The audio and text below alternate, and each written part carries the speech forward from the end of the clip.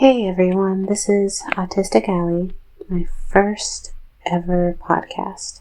This is going to be odd, so I hope that you guys are going to listen for at least a little while. It's not that I enjoy talking, I really don't. I'm usually very quiet whenever I meet people for the first time, but I don't really like staying still, so this is something I'm going to try as a way to maybe boost my confidence a little bit more, help me make money without actually having to go and meet people because they're very, very terrifying most of the time to me. That's because I overthink on a daily basis. I hope everybody is doing well. I wanted to talk about struggles.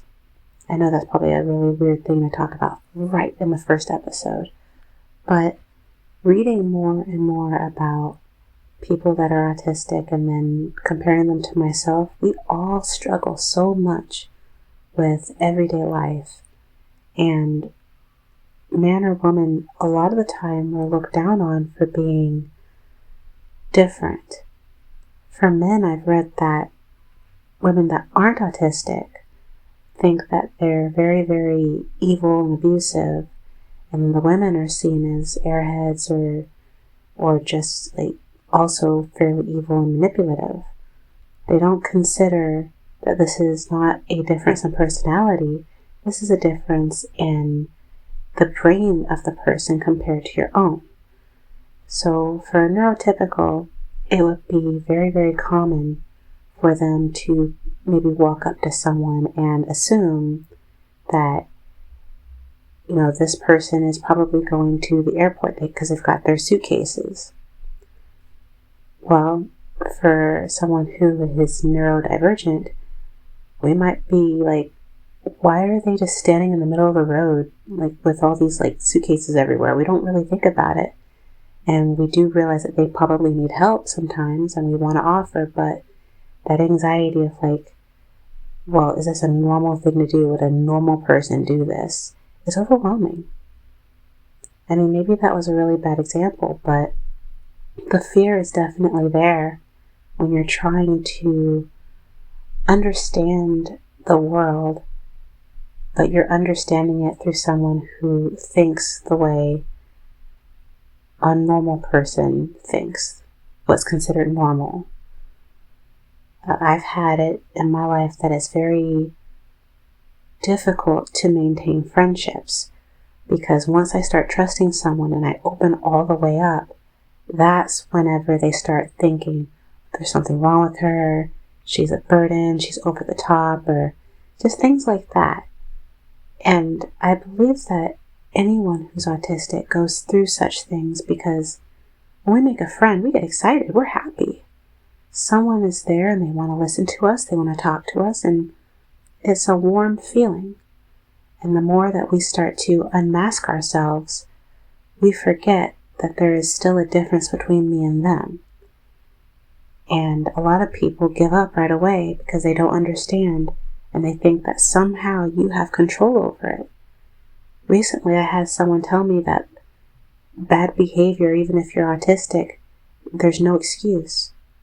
But if you're autistic or have any mental disability like that, why would you consider it an excuse? It's something that you can't control. I mean, there's no medication that can help you not be autistic. There's nothing like that at all in the world.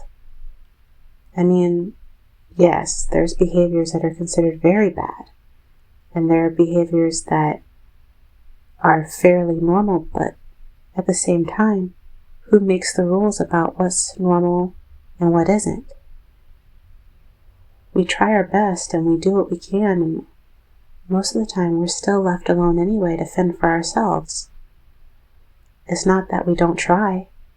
We get jobs. We talk to people. We do what we can.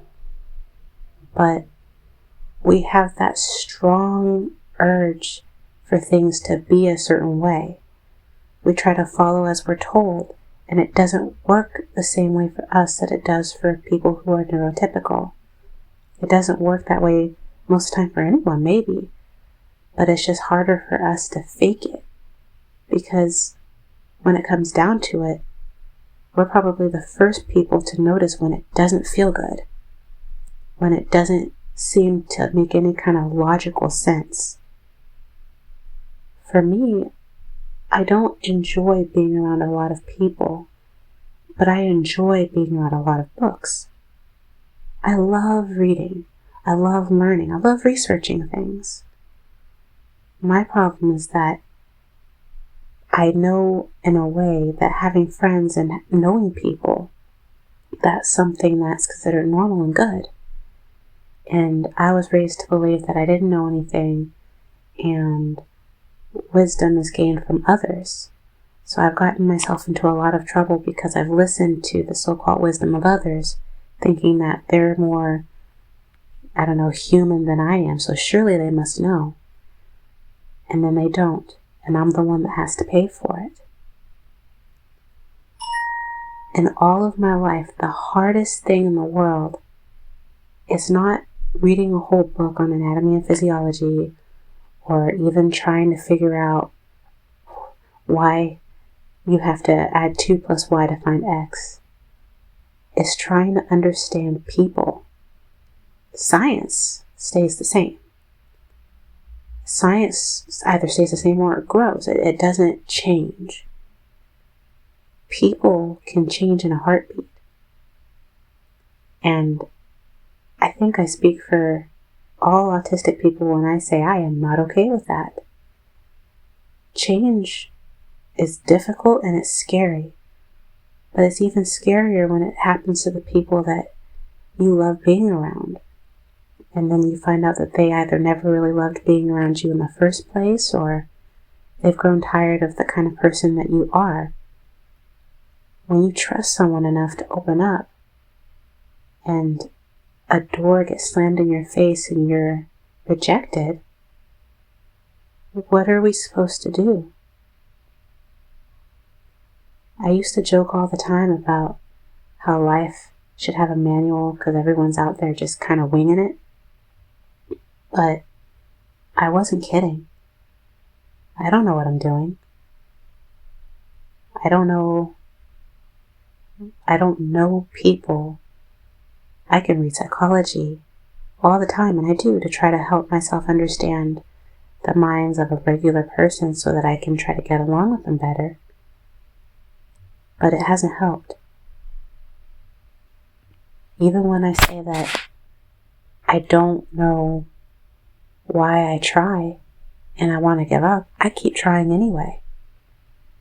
It's the scariest, hardest thing I've ever gone through, to open myself up repeatedly and to have someone walk away, or even if I walk away.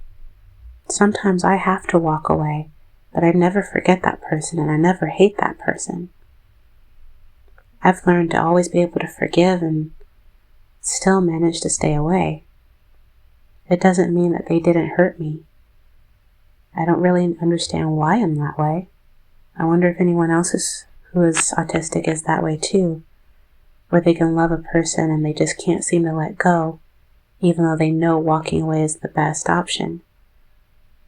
And then they do walk away and they still want to check and make sure that person that they loved is doing okay, is healthy, is happy, even though they know that person doesn't care if the same is for them. Well, things get hard, but my passion hasn't dimmed. It's difficult and it's scary, but I finally realized that it's a great thing that I can forgive others. It's a great thing that I can fall in love quickly. It's a great thing that I can smile and enjoy little things without needing big things to keep my mood up. It's a great thing that whenever I'm hurting and sad, I just go ahead and cry. For once, I think it's great to be me. And I hope anyone else who's struggling will eventually see that for themselves as well. Have a good day.